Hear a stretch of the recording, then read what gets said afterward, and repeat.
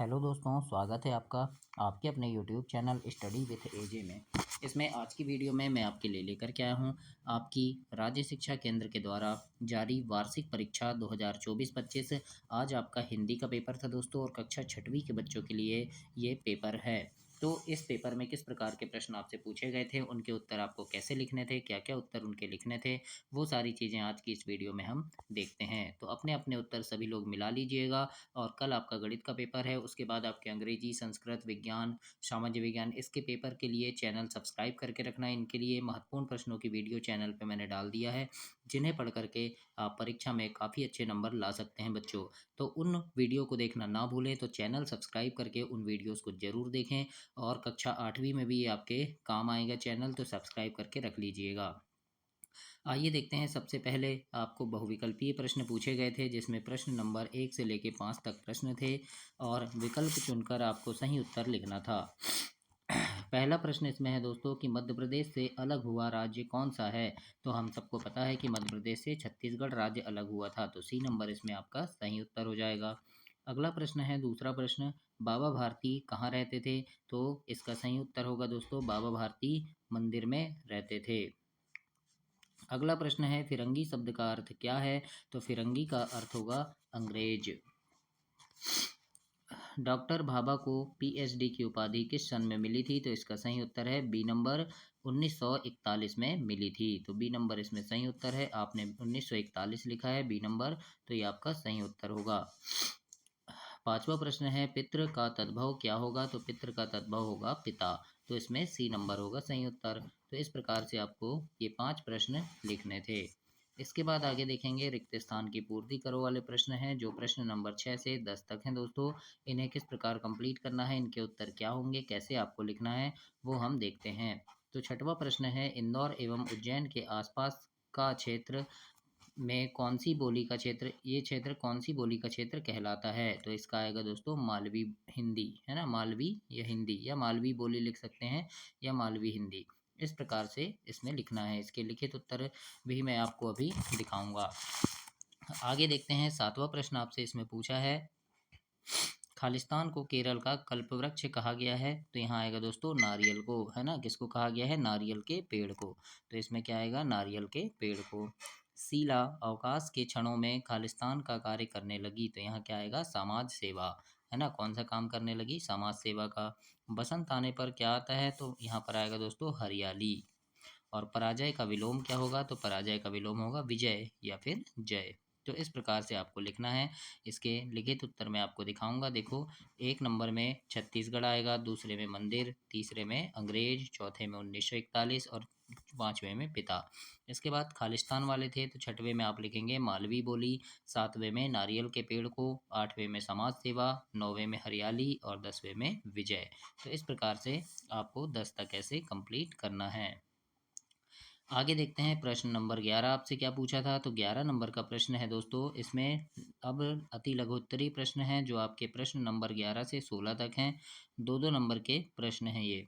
तो इसमें क्या, 11 नंबर का प्रश्न है कि पद्मासन में शरीर की आकृति कैसी होती है। और 11 से 16 तक प्रश्न देख ले रहे हैं, उसके बाद मैं आपको इनके उत्तर बताऊंगा। 12 प्रश्न है, विक्रम संवत आरंभ करने का श्रेय किसे दिया जाता है। और 13 प्रश्न पूछा था, मेहमान के घर आने पर हम क्या छुपाने का प्रयास करते हैं। 14 नंबर का प्रश्न है, तिरंगे को देखकर वीरों के मन में कौन कौन से भाव जागृत होते हैं। 15 नंबर का प्रश्न पूछा है, प्राचीन समय में सोने और तांबे के सिक्के किस नाम से जाने जाते थे। और 16 प्रश्न है, ई प्रत्यय लगाकर दो शब्द आपको लिखना है। तो देखते हैं 16 तक के उत्तर, देखते हैं कि किस प्रकार से आपको लिखना है। तो प्रश्न 11 में आप लिखेंगे कि प्रश्न 11 के उत्तर में दोस्तों, पद्मासन में बैठने पर शरीर की आकृति कमल जैसी बनती है। इतना भी लिख सकते हैं क्योंकि अति लघु उत्तरीय प्रश्न है। चाहे तो इसके आगे भी आप लिख सकते हैं कि इसे कमल आसन भी कहा जाता है। और इस आसन में पैरों को विपरीत, जांघों को क्रॉस लेग करके बैठा जाता है। इस प्रकार से आपको इसमें लिखना है।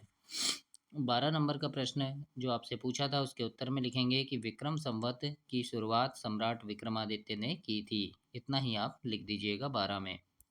13 नंबर का प्रश्न था कि मेहमान के आने पर हम क्या छुपाने का प्रयास करते हैं, तो उत्तर में लिखना कि मेहमान के आने पर हम वे सामान छुपाने का प्रयास करते हैं जो अस्त व्यस्त फैला हो। इसमें लिख देना दोस्तों आप कि मेहमान के आने पर हम अपने ज़रूरी चीज़ें जैसे अपने खिलौने रहते हैं, किताबें रहती है, वो हम छुपाने का प्रयास करते हैं। 14 नंबर का प्रश्न पूछा था, 14 के उत्तर में लिखेंगे तिरंगे को देखकर वीरों के मन में राष्ट्रीय भाव, गर्व, सम्मान, उत्साह और देश प्रेम जैसे भाव जागृत हुए।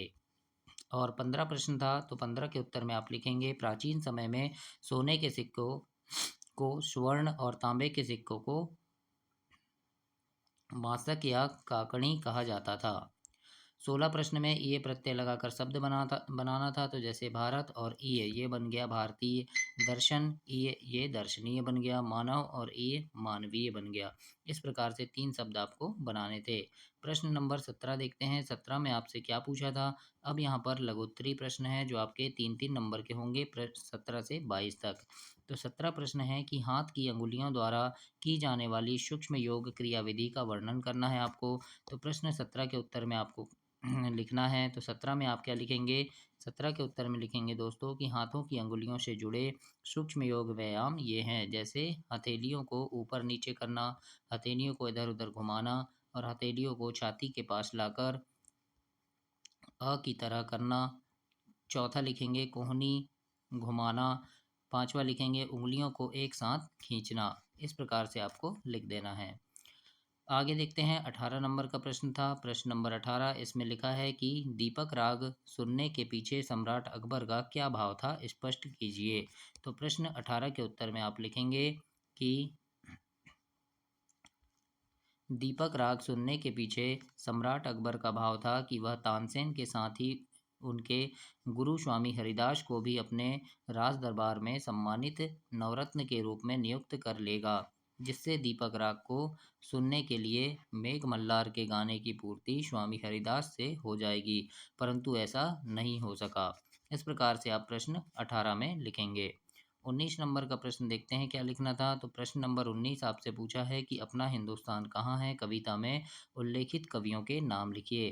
तो आपके पाठ में जो कविता है अपना हिंदुस्तान कहाँ है, उसमें जो कवि के बारे में दिया गया है उनके नाम लिखना है दोस्तों। तो प्रश्न नंबर 19 के उत्तर में आप लिखेंगे अपना हिंदुस्तान कहाँ है कविता में कवि कुलगुरु कालिदास, राजा भोज, सूरदास, तुलसीदास, सूर्यकांत त्रिपाठा निराली सूर्यकांत त्रिपाठी निराला, रामधारी सिंह दिनकर, रहीम और रशखान जैसे कवियों का उल्लेख किया गया है।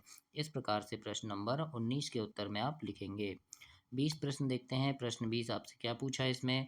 तो प्रश्न 20 में है जो नम्र होता है वही अधिक समय तक जीता है, उदाहरण देकर आपको समझाना है। और 21 प्रश्न है कि आपको आवेदन पत्र लिखना है दोस्तों, प्रार्थना पत्र लिखना है, शाला स्थानांतरण प्रमाण पत्र यानी टीसी के लिए ट्रांसफ़र सर्टिफिकेट आपको इसमें लिखना है। योजक चिन्ह वाले कोई 4 शब्द बनाना है 22 प्रश्न में। तो तीनों प्रश्न देखते हैं। 20 नंबर के प्रश्न के उत्तर में आप लिखेंगे दोस्तों इसमें कि जो नम्र होता है वही अधिक समय तक जीता है। इस बात को इस उदाहरण से समझा जा सकता है कि जीभ दांतों से पहले पैदा होती है और दांत बाद में, परंतु दांत अपनी कठोरता के कारण पहले टूट जाते हैं। परंतु जीभ कोमल होती है, लचीली होती है, नम्र होती है, इसलिए वह दीर्घजीवी है, अधिक समय तक जीती है।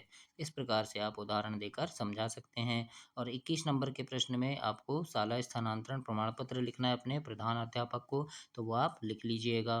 22 नंबर के प्रश्न में आप लिखेंगे गीत संगीत, लाभ हानि, है ना, योजक चिन्ह वाले शब्द हैं ये। खाना पीना, कभी कभी, साथ साथ, ये जो है ये योजक चिन्ह है। तो इस प्रकार से आपको लिख देने थे। आगे देखते हैं 23 नंबर का प्रश्न। प्रश्न नंबर 23 अब आपके दीर्घोत्तरी प्रश्न होंगे दोस्तों, 23, 24, 25 और 26, जिसमें आपको प्रश्न नंबर 26 में निबंध लिखना है दीपावली पे, पाठशाला में या मेरा प्रिय खेल, इनमें से किसी एक पर आपको निबंध लिखना था।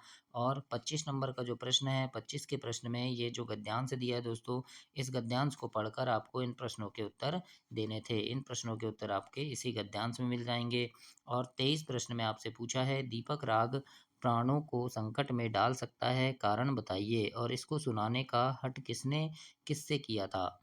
और 24 प्रश्न है, मीराबाई ने किस प्रकार की भक्ति की है, लिखिए। तो 23-24 दोनों देखते हैं। 25-26 मैंने आपको बता दिया कि किस प्रकार से लिखना है, तो वैसे ही आप अपनी कॉपी में लिखेंगे। और दोस्तों चैनल को सब्सक्राइब कर लेना, क्योंकि आपके आने वाले सारे पेपर की महत्वपूर्ण प्रश्नों की वीडियो चैनल पे डली हुई है। तो उन प्रश्नों को देख करके आप परीक्षा में काफ़ी अच्छे नंबर ला सकते हैं। तो उन प्रश्नों को ज़रूर से देखिएगा, ताकि परीक्षा में आप बहुत अच्छे नंबर से पास हो जाएं। क्योंकि आपके गणित, अंग्रेजी, संस्कृत, विज्ञान, सामाजिक विज्ञान, इन सभी विषय के महत्वपूर्ण प्रश्नों की वीडियो चैनल पे मैंने डाल दिया है, और पेपर की वीडियो भी आपको इसी पे मिलेगी। तो चैनल सब्सक्राइब जरूर कीजिएगा। 23 नंबर का प्रश्न का उत्तर देखते हैं। इसमें लिखेंगे कि दीपक राग प्राणलेवा राग है। इस राग से गायक के तन में गर्मी बहुत बढ़ जाती है। दीपक राग के गाने का मतलब सीधा मृत्यु को ही निमंत्रण है। इस दीपक राग के गाने से पहले मेघ मल्हार गीत गाए जाने का प्रबंध कर लेना चाहिए।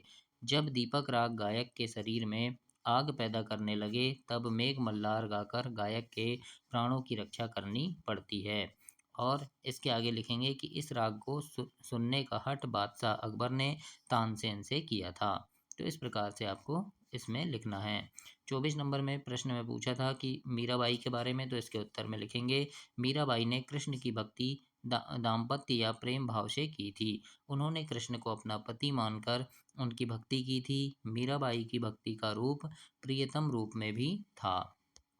इसके बाद आप लिख देंगे कि मीराबाई की भक्ति कांता भाव या माधुर्य भाव की थी। मीराबाई में गिरधर गोपाल को पति मानकर भक्ति की थी।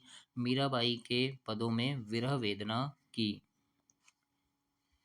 इसके बाद विरह वेदना की व्याकुलता स्पष्ट प्रदर्शित होती है। और आगे लिख देंगे कि मीराबाई के पदों की सादगी व सरलता उनकी सबसे बड़ी विशेषता है। 25 नंबर का प्रश्न जो था, आपको वहीं से उत्तर लिखना था उनके, तो देख लीजिए इस प्रकार से उसके उत्तर हैं दोस्तों। तो ऐसे आप लिख देंगे। और शीर्षक पूछा था लास्ट में, तो आज लिख सकते हैं कि आज के विद्यार्थी कल के देश निर्माता, या फिर विद्यार्थी देश निर्माता। इस प्रकार से शीर्षक भी हो सकता है आपका, ऐसे आपको लिखना था। तो ऐसे आप लिखेंगे। प्रगति का पर्यायवाची पूछा था चौथे प्रश्न में, 25 के चौथे में, तो उसमें लिख देंगे विकास, उन्नति, तरक्की, उत्थान या उत्कर्ष, है ना। इस प्रकार से आप लिखेंगे। तो ऐसे आपको कंप्लीट करना था। ये कक्षा छठवीं का हिंदी है दोस्तों। इसी प्रकार से कक्षा सातवीं के, आठवीं के सभी विषय के इसमें आपको मिलेंगे। तो चैनल सब्सक्राइब कर लेना, ताकि ये चैनल आपको आगे तक भी काम आए दोस्तों। धन्यवाद।